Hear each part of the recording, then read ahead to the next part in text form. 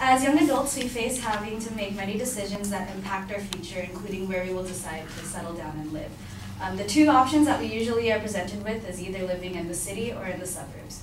Today I'm going to argue that low-density housing or suburban developments have significant disadvantages. Suburban development or urban sprawl leads to more environmental damage, such as habitat fragmentation. Demolition and construction interrupts the delicate balance of undeveloped land that supports many animals, plants, and believe it or not, humans. An example of habitat fragmentation would be coastal wetlands, which provide a number of environmental services such as a buffer for storms, nesting grounds for a variety of species, and a natural water purifier when water is being passed between fresh and saltwater bodies. Wetlands also provide optimum soil, moisture, and climate for subsistence or sustainable farming. Although there are laws that have protected wetlands from being developed on, urban developments not directly built on wetlands still have insidious impact on the ecosystem. The North Carolina Water Quality Group states that the major pollutants associated with urbanization are sediment, nutrients, oxygen-demanding substances, road salts, heavy metals, hydrocarbons, bacteria, and viruses. These pollutants may enter wetlands from point source or from non-point sources. Construction activities are a major source of suspended sediments that enter wetlands through urban runoff. Also, urban sprawl leads to increased air pollution. Suburbs are more spaced out compared to the inner city, creating the need for cars. Residents of the suburbs have jobs in the inner city, only accessible through freeway and highway. Low-density suburban cities also create socioeconomic friction between different social classes. Suburbia encourages consumerism and pride in material possessions. In the book Suburban Sprawl, Culture, Theory, and Politics, it quotes a 1940s magazine stating, about your lawn, remember this. We have lawns for their good looks and what they do for the whole place. An unmowed lawn looks as bad as a man without a shave. The lawn is a public display of what a family has and can afford to do. It materializes the differences between the haves and the have-nots. These disparities are what drive the class system, which in turn feeds the people's ignorance and egos. The suburbs create this materialistic and competitive need to be better than your neighbor. It is no longer about having nice things, but having the nicest things, and looking down on those who don't. Suburbia also creates chasms between social classes.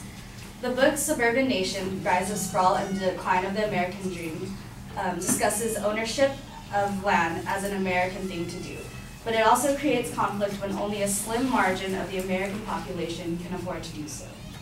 Suburbs are available only to those who can afford it, leaving the impoverished in the inner city literally isolated from different social classes and putting freeways and miles in between as tools of separation. The suburban lifestyle leads to health discrepancies. As far as physical health, according to the Useful Community Development, sprawl tends to lead to more driving instead of walking, simply because distances to important destinations are greater, and sprawling developments often are designed with cul-de-sacs and curvilinear street patterns that make a potential short walk into a long walk. Long commutes to and from work take up a large portion of the day, leaving suburbanites no time for exercise or cooking fresh, healthy meals.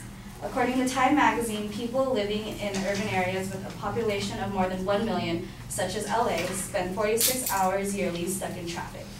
Urbanites tend to look to fast food and unhealthy takeout as a quick dinner solution.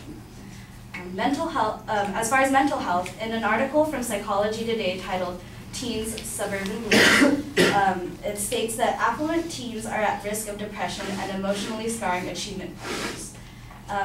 Quoted directly from the article, where the demands of the parents' own professional careers eroded relaxed family time and the kids shuttled between various after-school activities, distress and substance use among the young were high.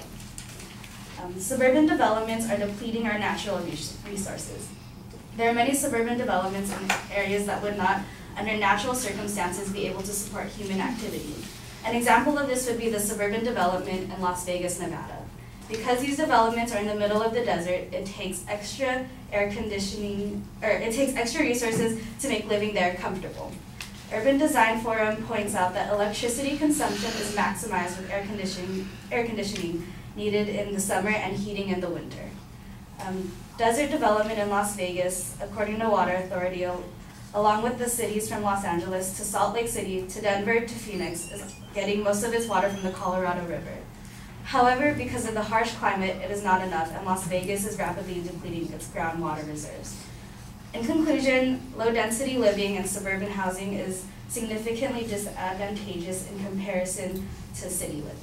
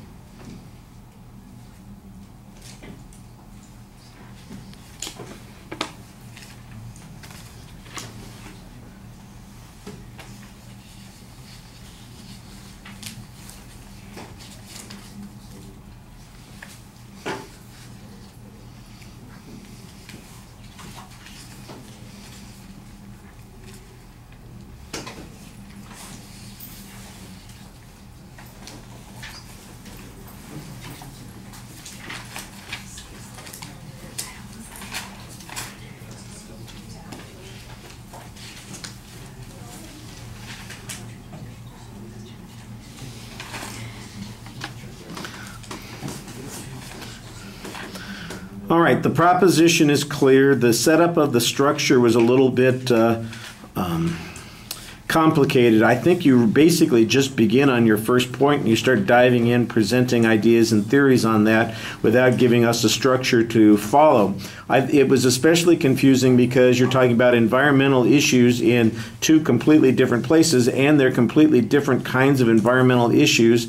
And in the middle of them, you stick a bunch of health issues, which I think are a little bit underdeveloped there. So I'm not saying that there wasn't a structure, but I'm saying it wasn't a very clear structure. It wasn't previewed for the audience, and I think that you get kind of a data dump on some of those points, just running a whole bunch of information in without always explaining its relevance. For example, all of the stuff about Las Vegas, that sounds to me like it's a problem with the location of where people are building, not based on the density of the building. If, you know, it's hot in Las Vegas, doesn't matter whether you're living in a 50-story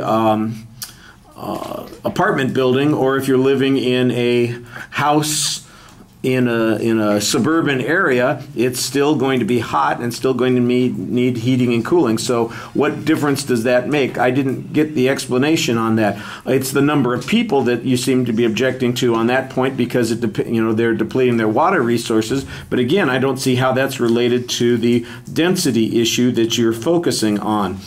Some of the points I think are a little bit thin. If you're going to compare the health benefits of people who live in high-density areas to low-density areas, and your only proof about the health is that people, it's too far for them to go anyplace, so they drive and they don't get any exercise, then the first thing I would expect that somebody responding to this would be looking at is, well, what are the rates of heart attacks or obesity or any of those other kinds of things between people who live in suburbs versus people who live in urban areas? And if there's any data on that, that's going to undermine your claim. And all you had, like I said, was, oh, they cul-de-sacs. It's too hard for them to get anywhere, so they're not going to want to walk any place. I think that's kind of a thin inference that you're basing that argument on. You did have a lot of data in the presentation, and you usually provide us with some source citation on it. I appreciated that.